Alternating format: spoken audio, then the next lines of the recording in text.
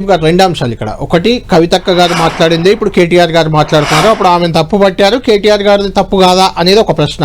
రెండోది, మీరు మంచిగా తెలంగాణ ఉద్యమం చేశారు, తెలంగాణలో అధికారంలోకి వచ్చారు, తెలంగాణ పేరుతో పాలన చేశారు 10 ఏళ్ళు. దాన్ని మార్చి జాతీయ స్థాయిలోకి పోతాన్ని బీఆర్ఎస్ అని మార్చుకున్నారు, ఏదో పేరు మార్చుకొని. అది దెబ్బ కొట్టినట్టు ఇప్పుడు ఫీల్ అవుతున్నట్టుగా అనిపిస్తుంది. అంటే మళ్ళీ టీఆర్ఎస్ మార్చాలని నిజంగా ఒత్తిడి ఉందా, ఆలోచన ఉందా మీకు?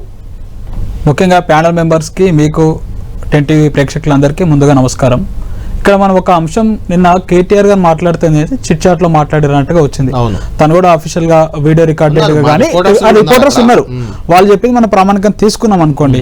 అక్కడ కేటీఆర్ గారు మాట్లాడి చాలా స్పష్టంగా చెప్పారు, ఇట్లా మారిస్తే బాగుంటుందని చెప్పి కార్యకర్తలు అంటున్నారు. కానీ నిర్ణయం మాత్రం కేసీఆర్ గారికి ఫైనల్ అని చెప్పారు. కానీ కేసీఆర్ గారు చెప్పేది ఫైనల్ ఇప్పటికి కూడా మేము చెప్పేది. ఎందుకంటే బీఆర్ఎస్ వచ్చినా, టీఆర్ఎస్ గా ఉన్నా, బీతో వచ్చినా, టీతో వచ్చినా సరే తెలంగాణ అభివృద్ధికి బీటీ రోడ్ లాంటి చక్కని పార్టీ బీఆర్ఎస్ పార్టీ. ఈరోజు కాంగ్రెస్ ప్రభుత్వం చేస్తున్నటువంటి లూటీని అడ్డుకుంటూ ఒక లాఠీలాగా పనిచేస్తున్నటువంటి పార్టీ మన బీఆర్ఎస్ పార్టీ. ఇంకొకటి ఏంటంటే, గతంలో కవిత గారు చెప్పారు అని చెప్పేసి జాగృతి వాళ్ళు ఏం చెప్తున్నారో, ఆ రోజు అధికారంలో ఉన్న ఏ రోజు కూడా కవిత గారు చెప్పలేరు. వారికి ఎజెండా ఏమున్నదో మాకు తెలియదు.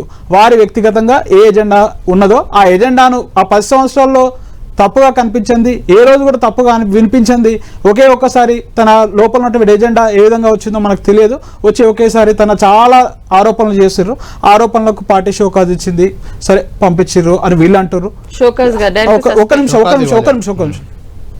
పార్టీ నుంచి తను వెళ్ళిపోయింది. ఇప్పుడు మేము కోరుకునేది ఏంటంటే, ఎవరైనా ఈ దేశంలో పార్టీ పెట్టవచ్చు, మీరైనా పెట్టవచ్చు, నేనైనా పెట్టవచ్చు, తనైనా పెట్టవచ్చు, ఎవరికైనా ఉంది. అయితే బీఆర్ఎస్ మేము టీఆర్ఎస్ను వాళ్ళు పెట్టుకుంటాను అనుకుంటే, మేమనేది ఏంటంటే పులిని చూసి నక్కవాత పెట్టుకున్నట్టే అవుతుంది. ఎందుకంటే ఎవరైనా ఏదైనా పెట్టుకుంటారు, దీన్ని చూసి కాపీ కొడుతున్న కోట్లు పడతాయి అనుకుంటే మాత్రం అది మాత్రం పొరపాటు. ఎందుకంటే ప్రజాస్వామ్యంలో మనం ప్రజలకు మనం ఏం చేస్తామని ముఖ్యం తప్ప వాళ్ళ పార్టీ పేరు ఏం పెట్టుకుంటే వాళ్ళు ఏం చేస్తారో ఎందుకు నష్టం ఉంటుందండి? మనం చాలా బ్రహ్మాండంగా బీఆర్ఎస్ గా పెట్టిన తర్వాత కూడా మునుగోడు బై ఎలక్షన్ గెలవడం జరిగింది. కేవలం 1.8% ఓట్లతో బీఆర్ఎస్ నాడు ప్రధాన ప్రతిపక్ష పాత్ర పొందింది. కేవలం 1.8% ఓట్లతో మాత్రమే ఓడిపోయింది వాస్తవం. అయినా 39 స్థానాలు వచ్చినాయి. అప్పటి నుంచి ఇప్పటి వరకు కూడా చూడండి, మొన్న లోకల్ బాడీ ఎలక్షన్, సర్పంచ్ ఎలక్షన్లో చూసారు కదా బ్రహ్మాండంగా. ఈరోజు కాంగ్రెస్కి ప్రత్యామ్నాయం ఏంటంటే బీఆర్ఎస్ పార్టీ అంత కంబ్యాక్ వచ్చింది. మనం మున్సిపల్ ఎలక్షన్లో తీసుకున్నా కానీ చాలా అద్భుతంగా వచ్చింది. నాడు తెలంగాణలో అమలవుతున్నటువంటి అన్ని పథకాలను మీరు చూసుకోండి. ఈరోజు మనం మిషన్ భగీరథాన్ని స్టార్ట్ చేస్తే మనం దేశంలో జాతీయ స్థాయిలో వాళ్ళని తీసుకొచ్చారండి. హర్ ఘర్ జల్ అని దేశానికి 10 సంవత్సరాల పరిపాలన తర్వాత కళ్యాణ్ గారు 10 సంవత్సరాలు ఈ తెలంగాణ దేశంలో నెంబర్ 1 గా రాష్ట్రంగా తీర్చిదిద్ది. వ్యతిరేకత ఉంటుంది, పేరు మార్చిన వ్యతిరేకత కూడా ఉందని కేటీఆర్ గారే అన్నారు. టీఆర్ఎస్ బీఆర్ఎస్ గా మారడం వల్ల ఓడామన్నారు. అది ఒక్కటే కాదు, అది కూడా చాలా చాలా స్లైట్ గా ఉంటదండి. కానీ 100% గా దాని వల్ల ఓడిపోరు కదా. 10 సంవత్సరాల విధానాలు ఉంటది.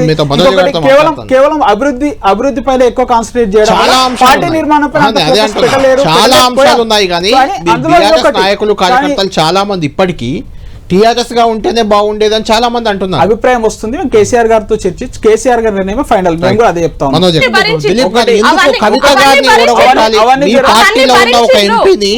మీ పార్టీలో ఉన్న ఎంపీ, ఆమె అప్పుడు సిట్టింగ్ ఆమెను ఓడగొట్టాలనే కుట్ర ఎందుకు జరిగింది, ఎవరు చేశారు? ఆ 7 ఎమ్మెల్యేలకు నిజంగా అలాంటి ఫండింగ్ మీరు చేశారా? కళ్యాణ్ గారు, ఒక అంశం నిజంగానే అట్లా ఓడగొట్టాలనుకుంటే ఓడిపోయిన ఆమెకు ఎమ్మెల్సీ ఎందుకు ఇస్తారంటే కేసీఆర్ గారు? మేము మాట్లాడలేదు, let me complete then you can talk. అంటే ఈరోజు ఆ నిజామాబాద్ జిల్లాలో ఉన్నటువంటి అందరు ఎమ్మెల్యే కవితక్క గారికి ఎంత ప్రోటోకాల్ వచ్చేదో మనం అందరం లైవ్ గా చూసినాం కదండి. ఈ మరి ఒక్కటి చెప్తా ఉన్నా, ఓడిపోయినా కానీ గౌరవంగా ఎమ్మెల్సీగా తనను శాసన మండలికి పంపించి గౌరవించుకున్నటువంటి పార్టీ బీఆర్ఎస్ పార్టీ. ఇంకా వారు ఏ ఆరోపణలు చేసినా కానీ ఏదైనా ఆధారాలు ఉంటే స్పష్టమైన ఆధారాలతో బయట పెడితే బాగుంటుంది. మనం ఎవరో గాసిప్స్ వాళ్ళు మాట్లాడినట్టు వీళ్ళు మాట్లాడినట్టు ఇంత పెద్ద చర్చలో మాట్లాడుతూ కూడా ప్రజలందరూ చూస్తూ ఉంటారు. ఇంకొకటి మీరు అద్భుతంగా మాట్లాడారు, ఏదైనా సరే ఇది కుటుంబ పంచాయతీ కాదు. మనకు కావాల్సింది ఏంటంటే ప్రజలకు మనం ఏం చేస్తాము, ప్రజలకు ఏం డెలివరీ చేస్తాం. మీరు ఒక 50 కమిటీలు చేసుకుంటా అన్నారు కదా, అట్లాంటి ఎజెండాతో పోతే బాగుంటుంది. కానీ మీరు నేను వచ్చేసి ఈ కుటుంబం రాకి అదంతా ప్రజలకు అనవసరం అండి. మన వ్యక్తిగతం, మన కుటుంబంలో ఏం జరుగుతుంది, మన 4 గోడలు మన నలుగురు మధ్యనే అయిపోయినా ఉంటుంది. కానీ ఈరోజు ప్రజలకు ఏం చేస్తా ఉన్నాం, మన ప్రజల అంశాల మీద ఏ విధంగా కొట్లాడుతా ఉన్నాం, మరి అధికారంలోకి వస్తే ఏమొస్తుందో ఆ విధంగా మీరు భవిష్యత్ గురించి చేస్తే బాగుంటుంది అక్క. ఎందుకంటే ఇప్పటికైనా సరే ఇప్పుడు ఎవరైనా పెట్టుకోవచ్చు, నేను ఇంతకుముందుకే చెప్పిన, మీరు కూడా పార్టీ పెట్టుకొని అద్భుతంగా పోరాడి మీరు కూడా అధికారంలోకి రావచ్చు. We will also wish for their good and happy. Okay, but ఒక నిమిషం నేను చెప్పేది ఏంటంటే ఇక్కడ మనకి వాళ్ళు ఓడగొట్టిర్రు అనే మాత్రం ఖండిస్తూ ఉంటాం. ఎందుకంటే ఓడగొట్టే వాళ్ళు ఎవరు కూడా ఎమ్మెల్సీ ఇవ్వరండి. మీరు అంతకన్నా పెద్ద ఎగ్జాంపుల్ అవసరం లేదు. ఇంకొకటి కవిత గారు ఈరోజు అధికారంలో ఉంటే తన పార్టీకి వెళ్ళి మారేదా లేదా ఈ ప్రజలందరికీ తెలుసండి.